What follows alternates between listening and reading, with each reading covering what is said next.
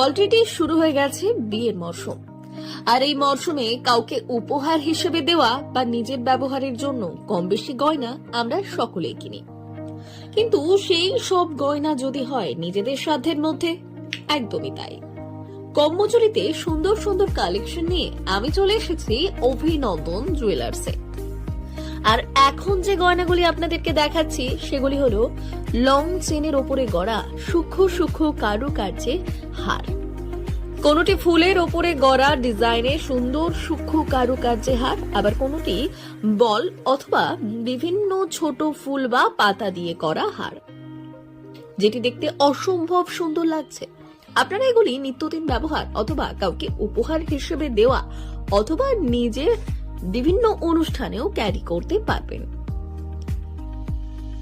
ছোট ছোট বল, তারপর আবার কিছু